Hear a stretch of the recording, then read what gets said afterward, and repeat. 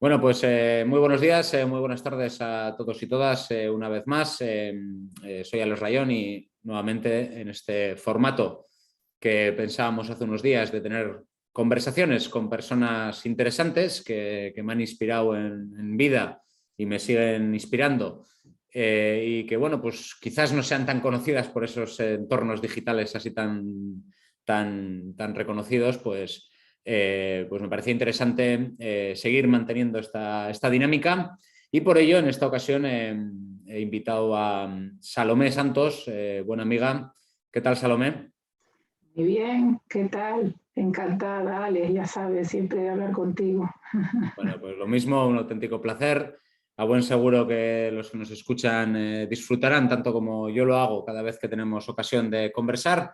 Salomé Santos actualmente es la directora del área agrícola de una empresa muy española, ¿no? Azucarera, una empresa muy conocida. Yo creo que todos los que vivimos en este país reconocemos la marca. Además, no sé, yo la asocio mucho a mis abuelos, ¿no? Mis abuelas que siempre hablaban de eso, ¿no? Del campo, de la importancia de comer bien y bueno, la verdad es que además de todo eso, Salomé tiene una historia muy interesante de cómo acaba ahí una persona que estudia Derecho, que es una cosa también que solemos decir en la universidad y además lo haces en la Universidad de Deusto, a la que, como bien saben todos los que me escuchan, tengo no solo mucho cariño, sino que debo mi vida, así que un placer siempre hablar con alumnis de esta casa.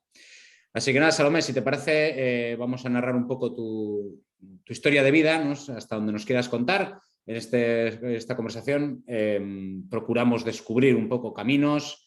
Una mujer como tú, nacida en Canarias, ahora nos dices en qué isla de todas, que acaba en Bilbao estudiando Derecho.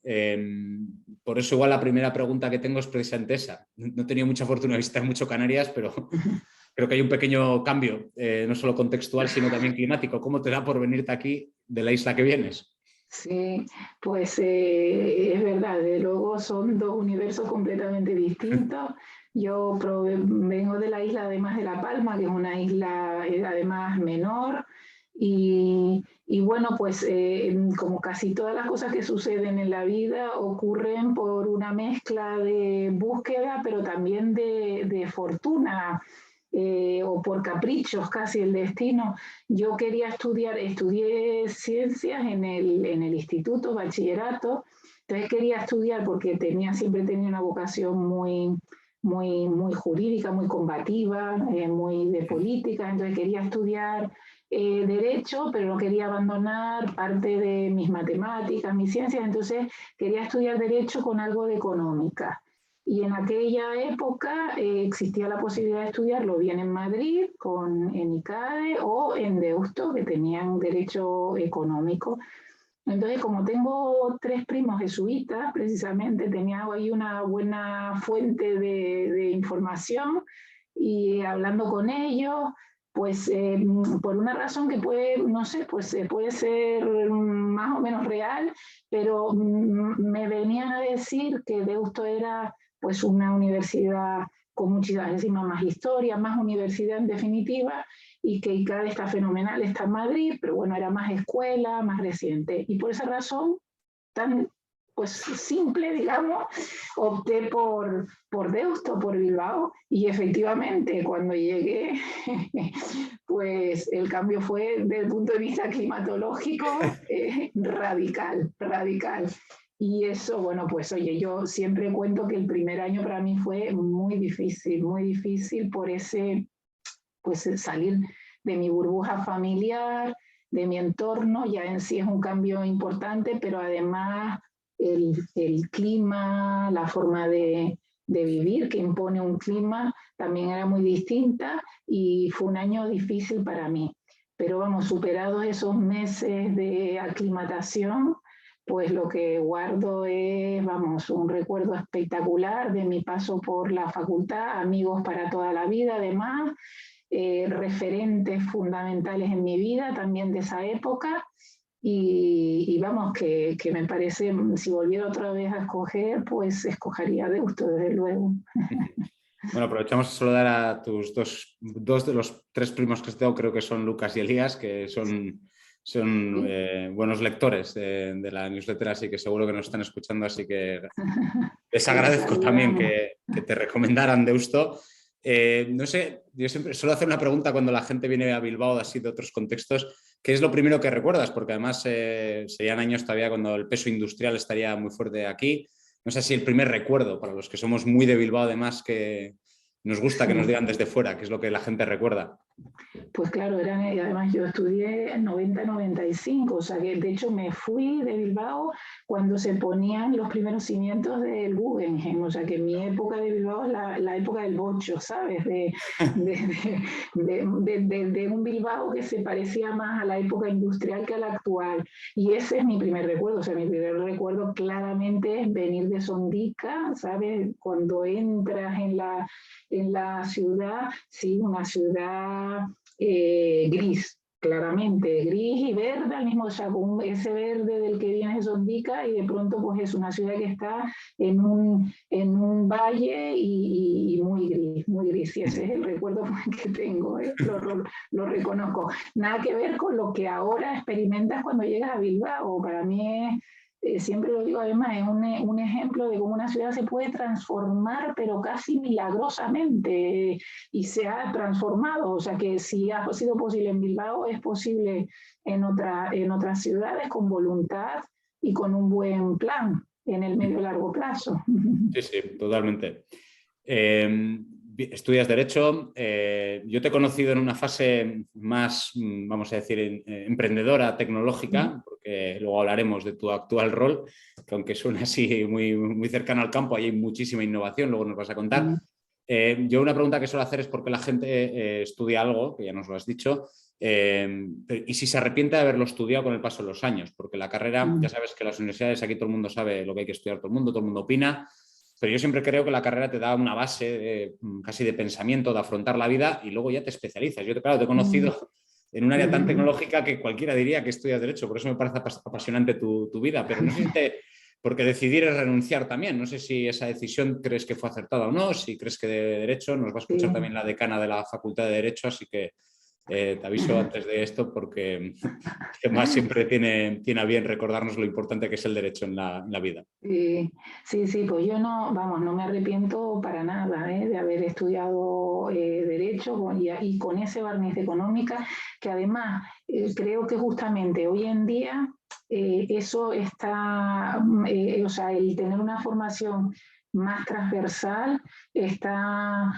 corregido o mejorado respecto de la época nuestra en donde era complicado estudiar algo con un complemento de lo que fuese. Hoy en día pues hay derecho con económicas, con políticas, con relaciones internacionales, hay combinaciones que hacen pues eso, que tengas una formación un poquito más transversal todavía.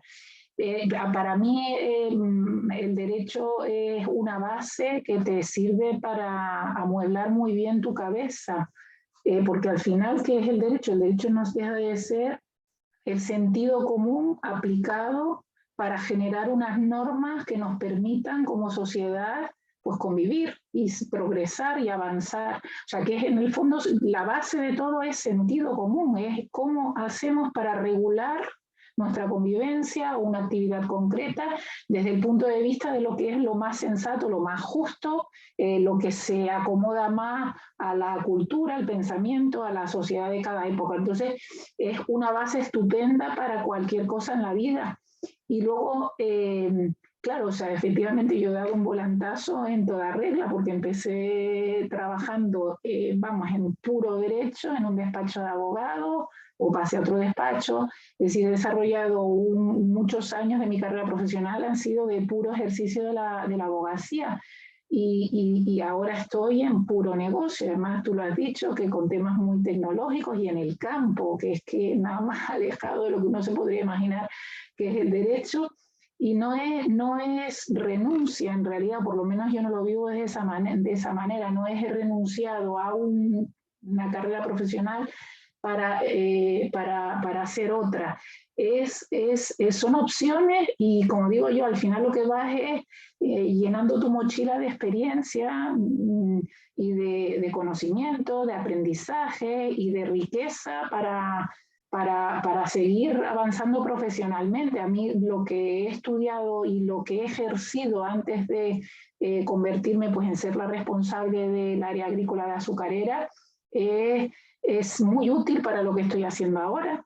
No es que haya tenido que empezar de cero, ni muchísimo menos, al revés, vas acumulando y por delante cualquiera sabe. De hecho, tengo ahora una hija tengo 3 hijas y la mayor está empezando la universidad. El año anterior, imagínate los quebraderos de cabeza que estudio como si fuera absolutamente determinante lo que vas a escoger para estudiar. Y digo, pues sí, es que no hay más que ver a tu madre, lo que ha hecho y dónde está ahora. Y para darte cuenta de que en realidad es un trampolín para otros trampolines en la vida, pero no es una especie de veredicta en línea recta de la que no te vas a poder salir una vez entras, afortunadamente, porque así es más divertida y más enriquecedora la vida. Totalmente, no puedo estar más de acuerdo, como sabes. Bueno, pues ahora que sabemos tus orígenes, si te parece, yo creo que el núcleo de la conversación pudiera pivotar en lo que es hoy en día tu vida profesional, porque me parece un campo apasionante, el campo, la agricultura. Yo creo que igual te confieso, mucho sesgo hacia ello, porque vengo de una familia agrícola también y mi familia vino a la ciudad ya, ¿no? a Bilbao.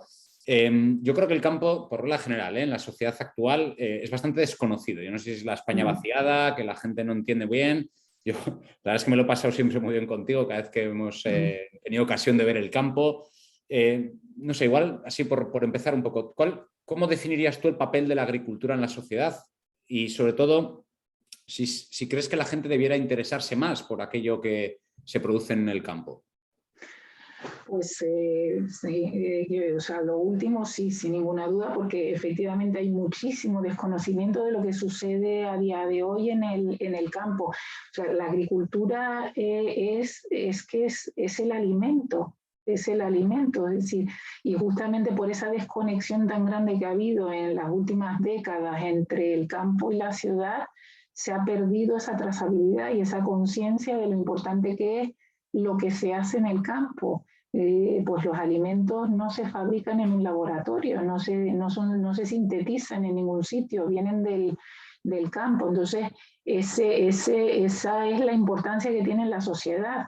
Y de hecho, últimamente con el COVID, en fin, cuando entramos en crisis, en experiencias de crisis importantes, es cuando te salta el resorte de, oye, ¿y esto va a significar que no vamos a tener comida? Y es en donde ves la importancia que tiene que las cadenas de producción en el campo y hasta que llega a tu casa se mantengan. Entonces, es una actividad fundamental en la sociedad y yo creo que ha estado muy desprestigiada.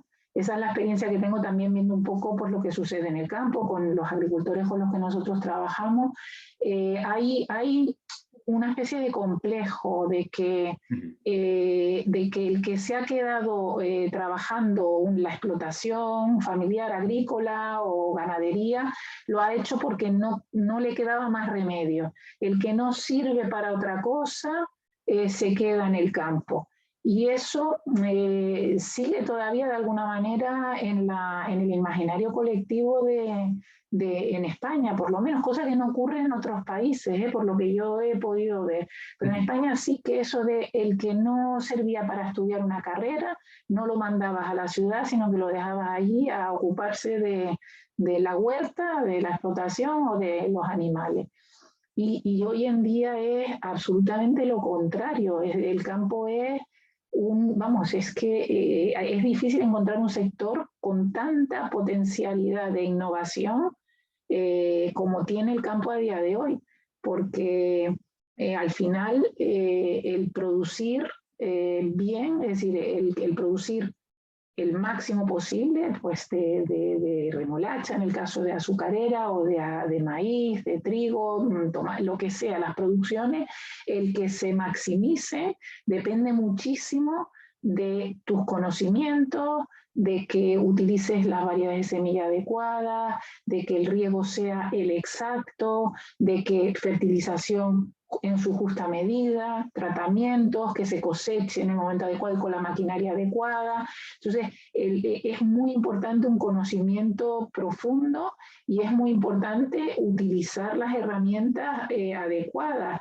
Entonces, hoy, de hecho, tú ves el perfil de los agricultores más jóvenes que tenemos y son todos ingenieros agrónomos, es decir, gente ya con una formación universitaria. Es una forma de gestionar completamente distinta a la que nos imaginábamos del pasado. Y luego además, pues es un negocio al aire libre, que es otra forma de trabajar completamente distinta a la que nosotros nos imaginamos en la ciudad, que pensamos siempre en el trabajo, pues como desde una perspectiva de prestación de servicios, en una oficina, con muchos ordenadores, y tal. Aquello es un negocio en toda regla, es decir, con necesidades de controlar tus gastos, de gestionar tus ingresos, de incorporar innovación, de tomar decisiones adecuadas y al mismo tiempo al aire libre. O sea que es muy atractivo a día de hoy. Hay asignaturas pendientes, claramente, una de ellas es la conectividad, que se supone que con todo esto de los Next Generation fans y tal va a solucionarse. Es evidente que si eso pasase, que hubiese mayor conectividad en el campo, pues potenciaría muchísimo más el arraigo y el atractivo de este tipo de actividades. Y luego también hay mucha potencialidad desde el punto de vista de tecnología, y es de lo que hemos hablado muchas veces, de la agricultura de precisión, del uso de los datos, del Big Data, incluso de la inteligencia artificial para saber predecir lo que va a suceder y actuar en consecuencia. Y eso, pues ya digo, es que no tiene... Yo, que llevo 6 años en este puesto, he descubierto, a mí me pasa lo contrario que a ti, Ale. Yo no vengo del mundo agrícola para nada, ha sido un absoluto descubrimiento y me parece una actividad fascinante e innovadora. Y además eso, al aire libre, que con el COVID yo creo que todos hemos decidido que necesitamos estar más en contacto con la naturaleza y menos con el asfalto. Fíjate, esto último es lo primero que me ha venido a la cabeza cuando has dicho lo de que es un negocio al aire libre. Joder, pues justo esto les tuvo que afectar menos. Esto no tuvieron restricciones ni distanciamiento social.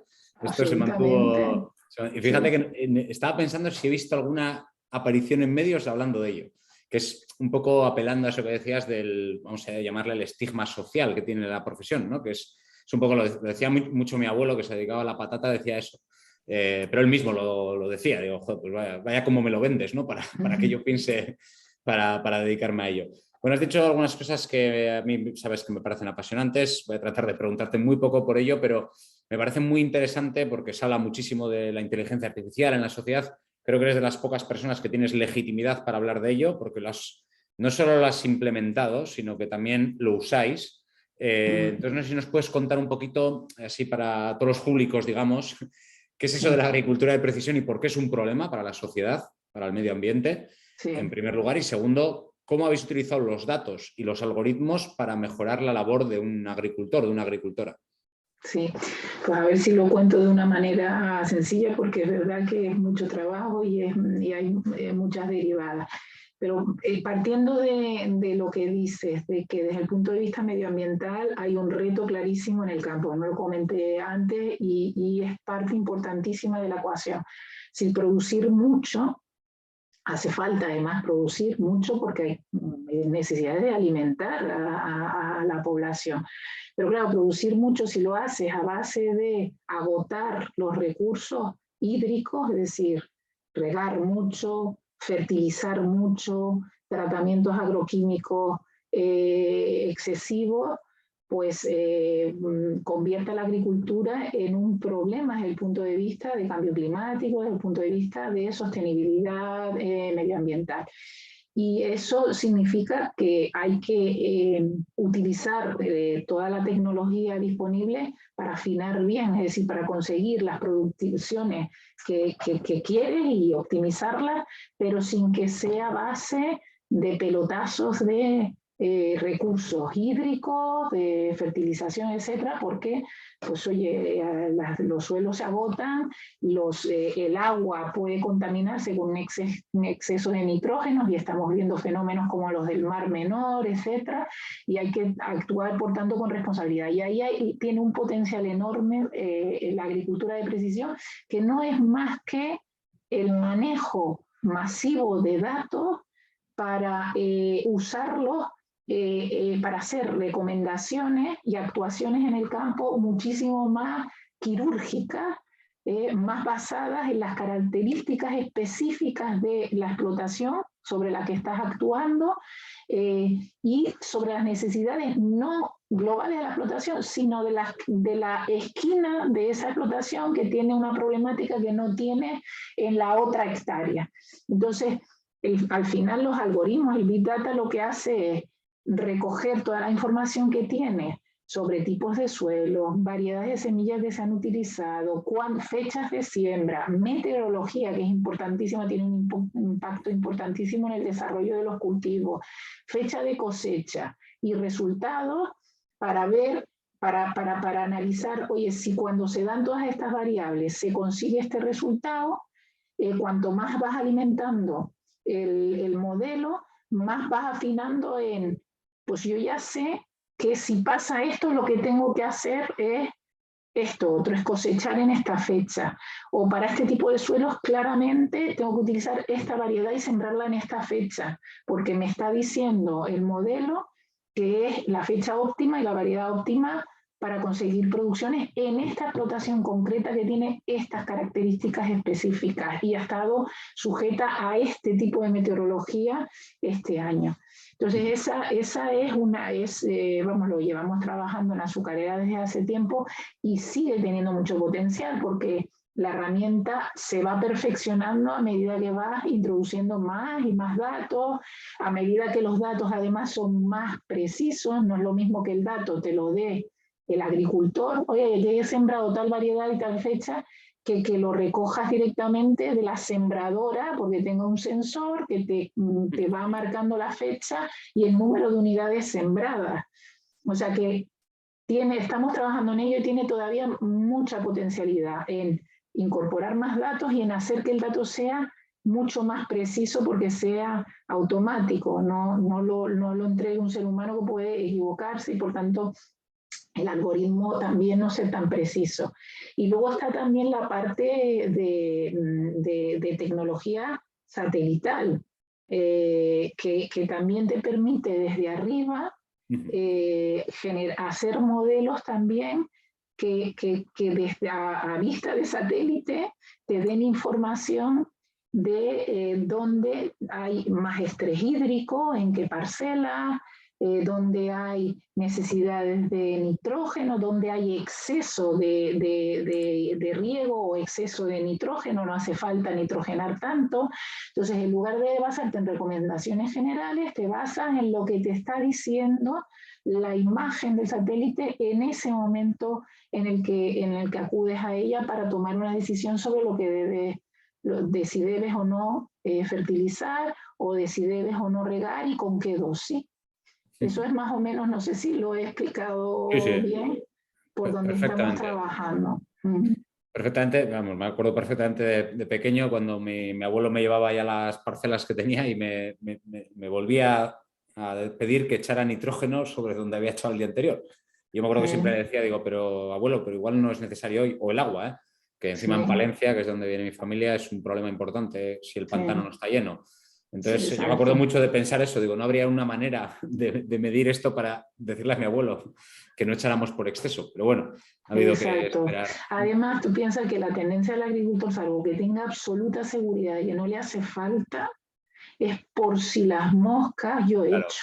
Es lógico, entonces hace falta una herramienta que te diga con certeza sobre tu propia explotación, no hace falta, no lo hagas, porque si no tu tendencia natural va a ser casi como si fuera una póliza de seguro y yo prefiero que por exceso que no por defecto porque me estoy jugando la producción y mis ingresos. Muy, muy interesante. Yo creo que es un campo que va a tener un desarrollo espectacular. Bueno, todo esto lo usáis para producir azúcar en su generalidad. Vamos a resumir, lógicamente, el nombre azucarera. Desde fuera, nuevamente, porque ahora soy un urbanita más de esta sociedad, entonces me da un poco de fastidio no estar al día del campo. Percibo, ¿no? En general, el cuestionamiento que tiene la sociedad sobre el azúcar, seguramente esté muy infundado, seguramente habrá mucho interés de mucha gente por cuestionarlo. Pero seguro que tú tienes otra visión, me parece bastante más, incluso te diría escéptica, porque lo vives en el día a día y sé que eres una persona muy racional.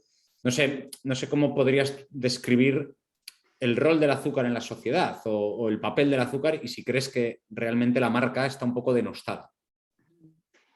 Pues sí, o sea, hoy en día pues ya sabemos que ha habido además campañas recientes contra el consumo del azúcar, incluso alguna comparándola con el tabaco como si fuese una droga y no un alimento.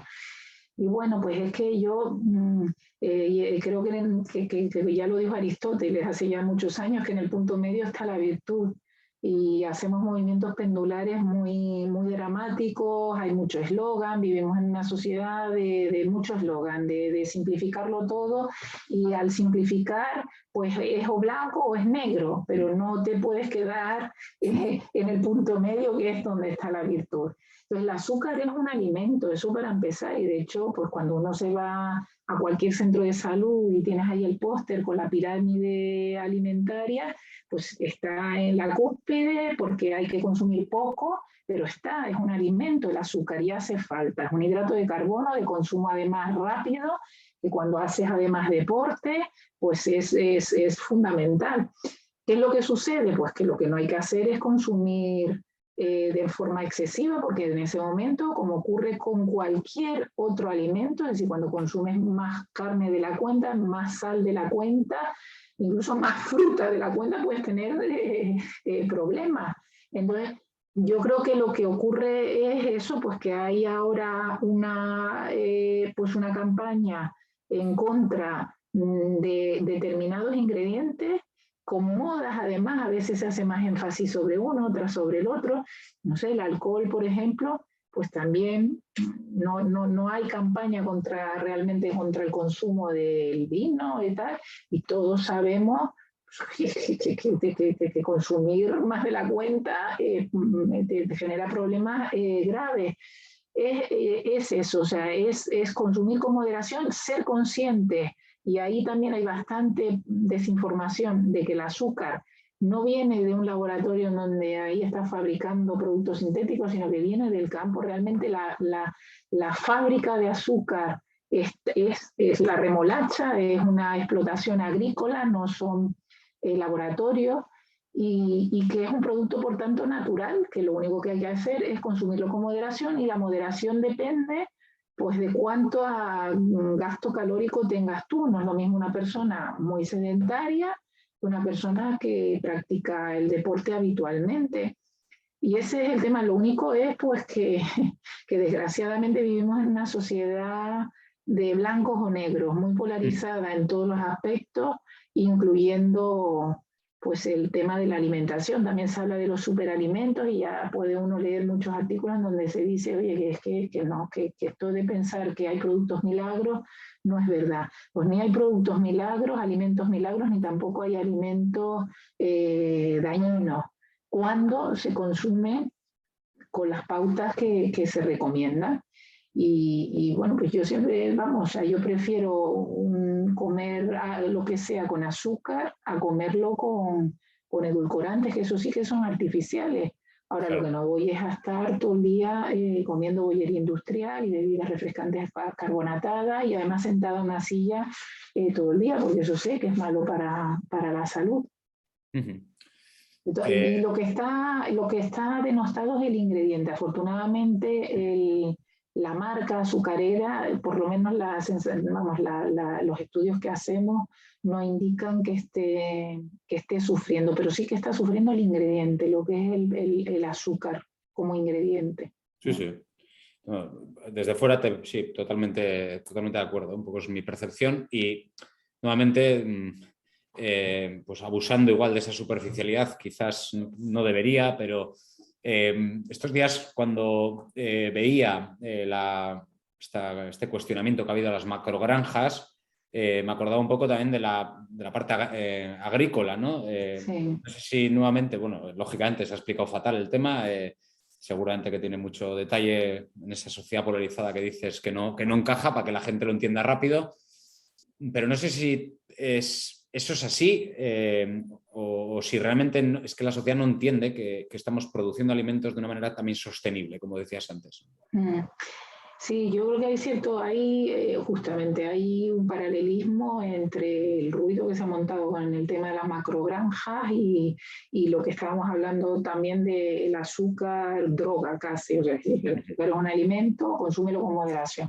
Pues en el caso de las macrogranjas también parece que es o macrogranjas sí o macrogranjas no, sin ser conscientes de que un no rotundo significa pues que a lo mejor no tiene con qué alimentar de forma además moderada y racional a la población.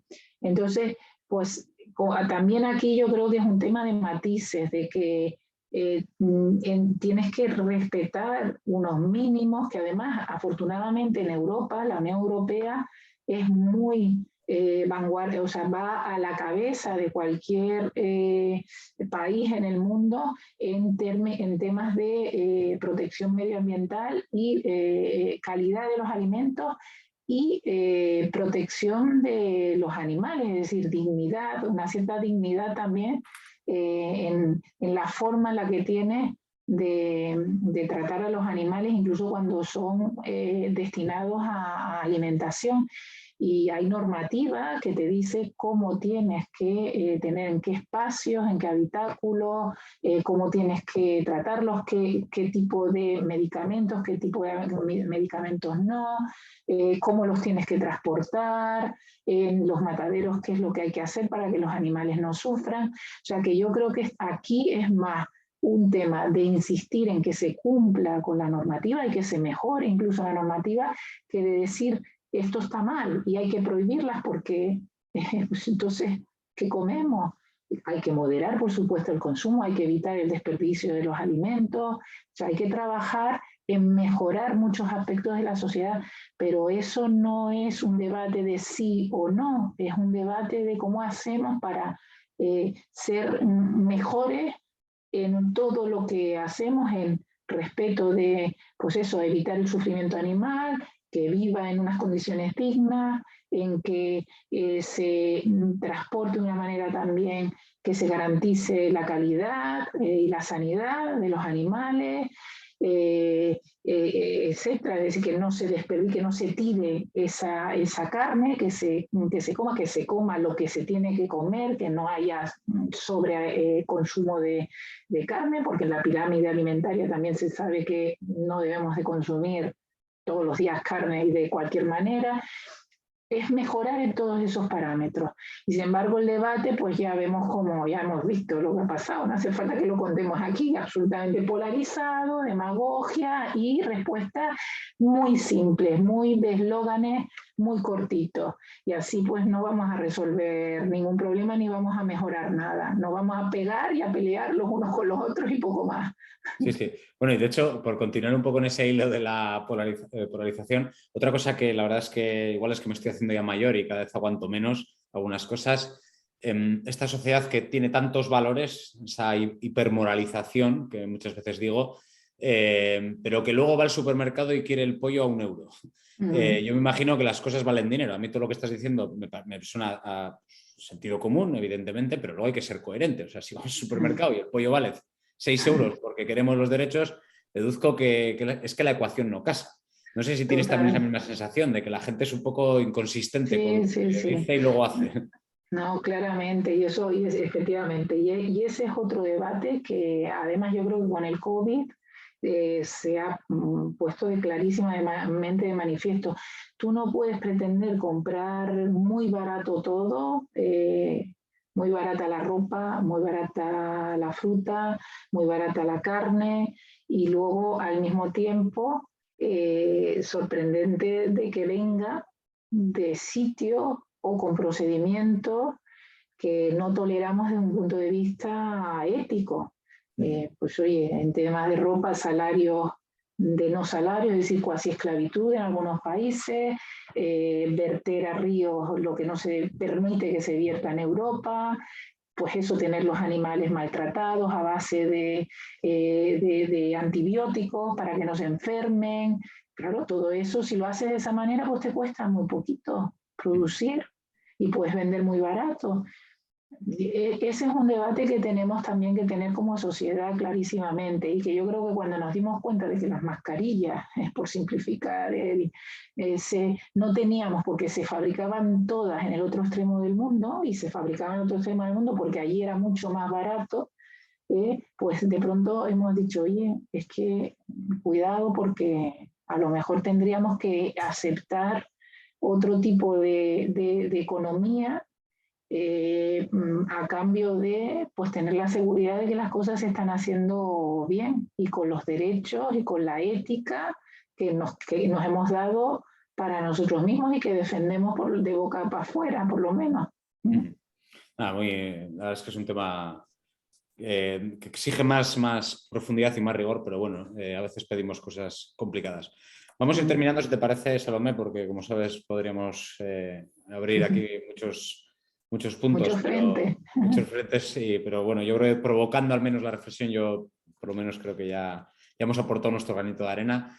Y me gustaría concluir esta conversación alrededor de la educación. Sé que eres una persona con mucha sensibilidad hacia la educación superior, hacia las universidades.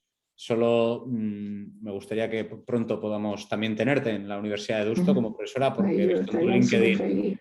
Sí, pues cuenta con nuestra invitación. Nos estará escuchando muchas personas que pueden invitarte a muchos posgrados que tenemos. Y me gustaría también conocer tu opinión, porque sé que eres una persona de pensamiento profundo, del rol de las universidades en la sociedad que viene, ¿no? Ya sabes que pues, somos como lo que tú dices del campo, no te creas que aquí es un poco diferente, ¿eh? Todo el mundo sabe mucho de cómo hay que educar a sus hijos, todo el mundo sabe de que en las universidades tenemos que cambiar todo de arriba abajo, que todo lo hacemos muy mal. Pero luego vas a las soluciones y dices, joder, pero si al final todas las familias acabáis haciendo lo mismo, queréis una seguridad en el estudio de vuestros hijos e hijas. No sé cuál es tu punto de vista del rol que las universidades tenemos que tener en los próximos años. Si crees que la revolución digital tanto nos cambia o no, o si crees que si no nos ha cambiado ya es porque realmente la educación es una actividad humana y ahí va a seguir. No sé, un poco conocer también tu punto de vista en este sentido. Pues, hombre, yo creo que sí, que también esa es una asignatura pendiente en España, la educación, porque tenemos una educación decimonónica realmente en muchísimos aspectos. Además, pues es una educación en donde el estudiante desempeña un papel muy pasivo de escuchar cómo le cae el conocimiento del profesor, muy teórico. Tú tienes que tomar muchos apuntes, memorizar, presentarte al examen, sacar una nota. Es muy pasivo el rol, es muy funcionarial también, de un aprendizaje de conocimientos técnicos y ya está. Y eso hay que cambiarlo porque porque vivimos en el siglo XXI y hay desafíos y retos y formas de abordarlos muy diferentes a los que existían hace ya un siglo. Entonces, pero es verdad que hay resistencias en España fuertes, porque nadie quiere, desde el punto de vista además de los padres, nadie quiere que hagan experimentos con su hijo, y salirte del redil es difícil. Pero vamos, yo creo que claramente, y además desde las empresas lo ves. O sea, tú lo que quieres cuando contratas perfiles es a gente que tenga un mínimo conocimiento técnico, lógicamente, pero lo que más te importa son lo que llaman los soft skills, o sea, las habilidades que no son conocimiento técnico, pero que sí que son fundamentales para poder trabajar en equipo, para impulsar proyectos, para tener ideas y perseguirlas. Entonces, y todo eso no se trabaja para nada en la universidad. El pensamiento crítico, el recabar información de muchas fuentes para generar tu propio ensayo, tu propio producto, el colaborar con empresas para darles soluciones desde la universidad a problemas que estén abordándose en el mundo ya de las empresas. Todo eso, a mí es que me parece de sentido común, absolutamente, que suceda en el ámbito de la educación universitario y preuniversitario, y sin embargo nadie se atreve a ponerle el cascabel al gato. Y yo creo que, vamos, la enseñanza anglosajona desde ese punto de vista, yo creo que debiéramos de mirar un poquito, ¿sabes?, lo que sucede fuera de España, en otros modelos, y aprender y tener profesorado pues que viene del mundo de la empresa, de otros países, pues crear cátedras de investigación, colaboración con empresas, pensamiento crítico, menos te voy a soltar el ladrillo de todo lo que sé, de todo mi conocimiento técnico, y más piensa y busca por ti mismo. Todo eso, vamos, a mí me parece fundamental. Y en las clases que yo, vamos, en lo que doy en posgrado, yo por lo menos, o sea, lo que más disfruto precisamente de las clases es cuando se produce esa magia en la que los alumnos se suben al carro de lo que estás en ese momento explicando, y se genera una química y una dinámica en la clase de la que sales como tú eres el profesor, y yo siento que he aprendido yo, o sea, que es que hemos generado una dinámica en la explicación que nos ha llevado por unos caminos que son muy enriquecedores, y es gracias a la participación activa de los alumnos, a que ellos incorporan, piensan, cuestionan, conectan con otras disciplinas. Son las clases para mí más gratificantes, y por eso creo que se debiera de fomentar mucho más ese tipo de enseñanza que la que tenemos a día de hoy, que es muy pasiva. Bueno, pues a ver qué podemos mejorar. Gracias por todas tus aportaciones y deberes pendientes. Seguro que te hemos escuchado con mucha atención. Bueno, como sabes, nos gusta terminar con algunas cuestiones más de autora en este caso, que es Salomé.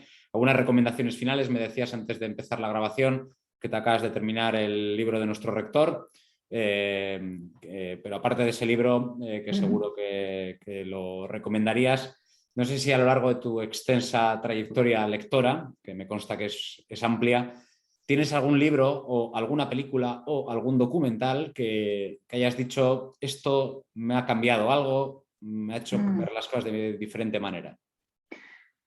Pues es que como he leído, me encanta leer, la verdad que siempre terminas pensando, es que el más que me ha gustado es el último que me he leído, porque es el que tiene más en la cabeza. Pero no, o sea, yo haciendo un poco memoria de libros icónicos, o sea, que digas, que recomiendas y que regalas y que tienes, porque yo soy muy fetichista de mis libros, o sea, que los tienes ahí guardados, y de vez en cuando lo coges y ves lo que subrayaste y tal.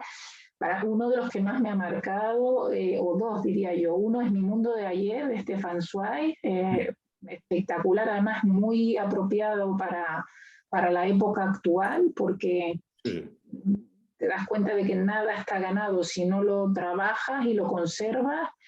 Y además es eso, pues te posiciona en el momento anterior a la Primera y a la Segunda Guerra Mundial, una experiencia además, bueno, Stefan Zweig es un escritor maravilloso y un humanista espectacular. Y el otro también que regalo mucho y que me encantó, y además acaba de salir la película hace no mucho, es El olvido que seremos, de Héctor Abad Faciolince. Es novela, pero ya sabes, es la historia un poco de su padre, de su familia. Y bueno, su padre era una persona tan extraordinaria que el relato de su vida es muy inspirador. Y es un libro además muy emocionante, muy emotivo. Bueno, lo disfruté muchísimo y lo regalo mucho. Y es posible que empiece a regalar mucho el que me estoy leyendo ahora, que es espectacular y lo voy a mencionar también, que se llama La columna de hierro. Me lo recomendó un buen amigo, y este es la vida novelada de Cicerón. Ah, mira. Está muy bien contado, estoy a mitad, pero me está encantando. Y me está encantando porque te das cuenta que esto, bueno, Cicerón, época, vamos, el Imperio Romano, la época de Julio César, y lo lees y dices, pero si es que podría perfectamente muchos de los problemas de sus pensamientos, de sus relaciones, podrían perfectamente suceder y producirse en el mundo actual, en los tiempos que vivimos a día de hoy. Y me está encantando, o sea que también lo recomendaría. Bueno, como veis, sabía yo que ibas a recomendar cosas profundas, no libros que mainstream. Así que, como siempre, un placer anotar. Tomo nota yo también. Y para terminar, no sé si hay alguna persona, los dos hemos compartido una educación muy jesuita, y seguro que tenemos los dos personas el campo de la compañía, pero aparte de eso, no sé si hay alguna otra persona también a título profesional que también te haya marcado. Es una pregunta también que me gusta hacer porque al final somos seres sociales, seres humanos y muy estereotipados muchas veces, ¿no? Nos marca una persona y acabamos tratando de ser esa persona. No sé si recomendarías, recomendarías seguir a una persona o alguna persona que no se conoce pero que te haya marcado mucho. Ya, yo, a ver, o sea, no sé si desde el punto de vista profesional, que también, pero sí hay una persona que me ha marcado mucho y es un jesuita, y no es publicidad de la casa, ni muchísimo menos, porque es verdad, es el padre Schaeffer, que además ha fallecido hace poquito. A mí, vamos, el padre Schaeffer fue en ese primer año de carrera que estudié en Deusto, que no lo pasé demasiado bien, pues me estaba adaptando como canaria, me ayudó muchísimo, muchísimo, me acompañó una persona más, y luego en sus clases de teología las disfrutaba una barbaridad, y seguí manteniendo con él la relación, correspondencia, tengo muchísimas cartas de él y él tiene tenía cartas mías, y vamos, conoció a mis hijas, le consultaba mi volantazo, mi salto del mundo legal al mundo del negocio, fue parte de las conversaciones que tuve con él. Una persona a la que, vamos, me siento profundamente agradecida porque soy lo que soy profesionalmente, y estoy donde estoy, y estudié y terminé mi carrera en Deusto por él. Claramente jugó un papel muy importante y desde que lo conocí ahí. Pues nada, que en paz descanse, que los que le conocimos, la verdad es que creo que compartimos todos nuestra profunda admiración a su legado. Pues nada, Salomé, la verdad es que solo puedo agradecerte todos estos minutos que nos has compartido en tu entretenida vida. La verdad es que es un placer escucharte, como bien sabes. Y nada, espero que tú también te lo hayas pasado muy bien. Yo me lo he pasado fenomenal, ha sido más un placer y un gusto para mí, porque hablar un ratito de todo, vamos, es siempre agradable contigo, Ale. Otro día te tenemos que hacer nosotros, o cualquiera de los que entreviste en tu newsletter, te lo tenemos que hacer a ti. Yo me ofrezco voluntaria para entrevistarte porque seguro que la entrevista sería muchísimo más interesante que la mía de hoy. Ya vamos, estoy absolutamente segura. No, seguro que no. Bueno, pues nada, lo dicho, muchísimas gracias y nada, gracias también a todos los que nos escucháis y que hacéis todo esto posible. Y nada, hasta la próxima, Salomé, que seguro que tenemos ocasión de volver a hablar para seguir viendo la actualidad del campo agrícola. Muchas gracias, hasta la próxima. Gracias. Adiós.